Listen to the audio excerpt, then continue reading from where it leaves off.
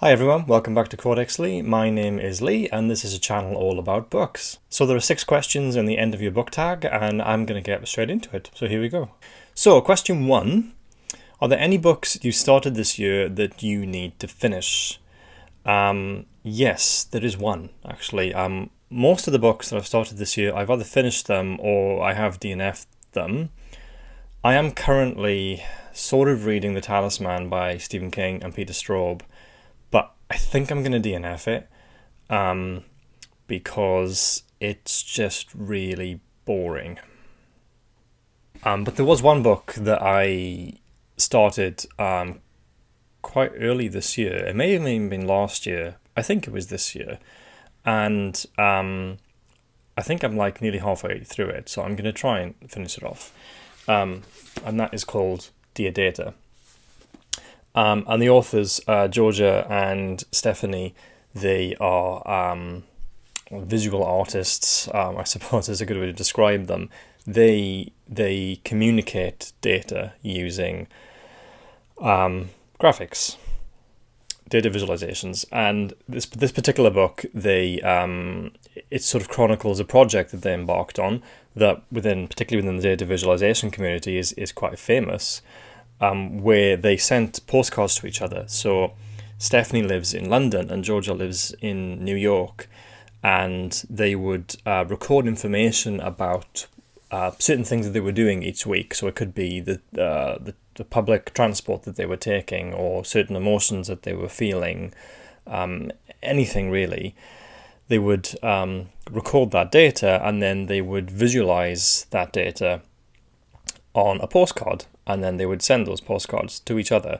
And this book just shows you those postcards with kind of some little notes occasionally where they reflect on some of them. So here's one. This is quite interesting. So this is one that Stephanie did, so you can see, which is overhead view of Stephanie's journey through a concert crowd that made her go on strike this week, which is sort of really cool.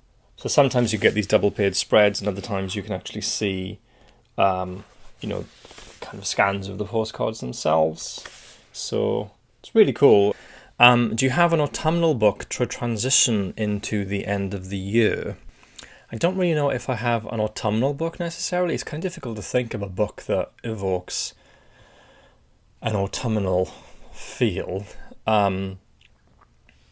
There is a book that I'm going to read that has more of a wintry feel, so doesn't really transition me into the end of the year, but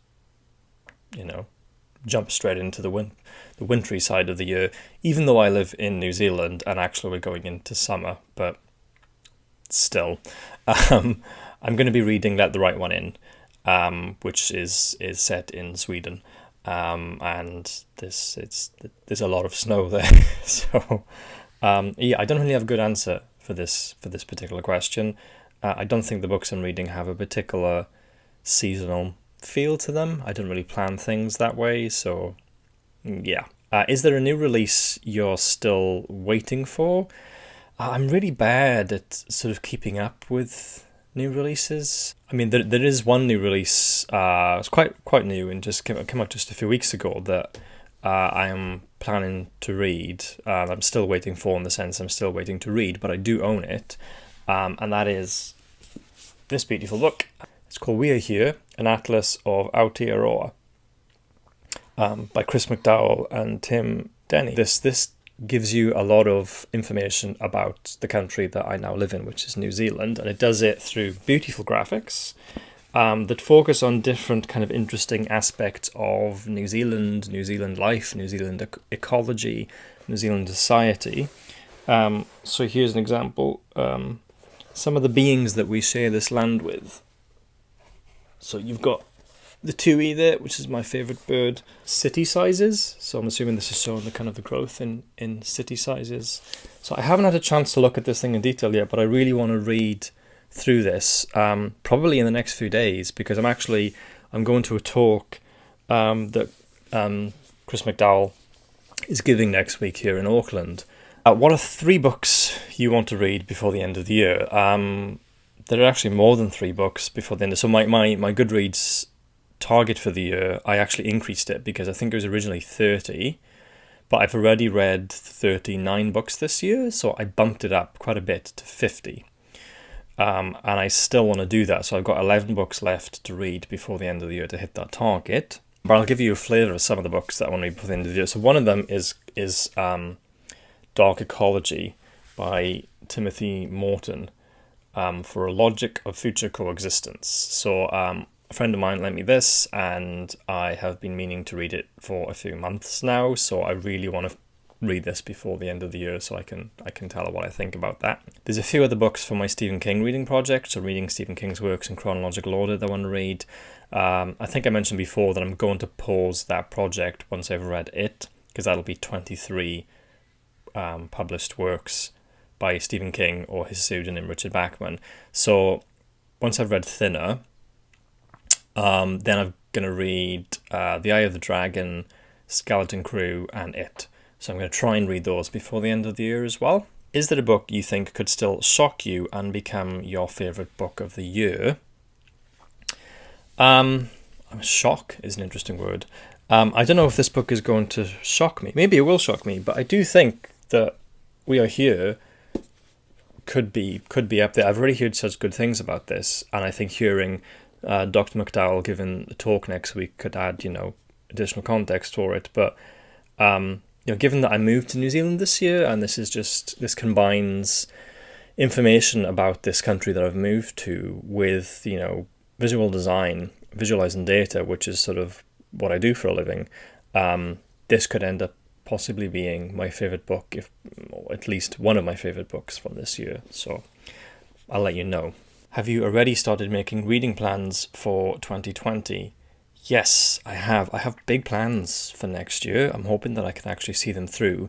My reading habits are probably going to change a lot next year, meaning that I'm going to read a lot more non-fiction. I do prefer reading non-fiction. I'm still going to get some fiction in there as well, but I'm going to read a lot of non-fiction, and that's because of two particular reading projects that I'm going to embark on, and I'm really excited to share with you what those are, but I'm going to hold off just a little bit longer. So I'll be reading a lot of non-fiction, and I anticipate that the nature of this channel will change somewhat as a result of that as well, but I'll update you more on what that means in due course. So yes, I do have reading plans for next year. I still want to get some fiction in there, which I think that I will, but I think I'm just going to have to be more conscious about reading fiction, just because I think there'll be a lot of non-fiction that I'll be reading. One book that I am definitely going to be reading next year, it comes out in September 2020, and that is Susanna Clarke's new book, which is called, I believe, Piranesi.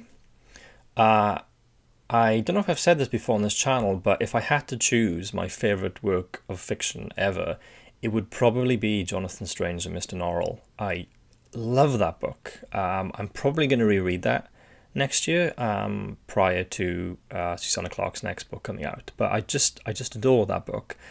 I'm probably going to read The Ladies of Grace Adieu as well, which I haven't read before, and that is a series of short stories that she wrote that came out, I think, a couple of years after Jonathan Strange and Mr. Norrell.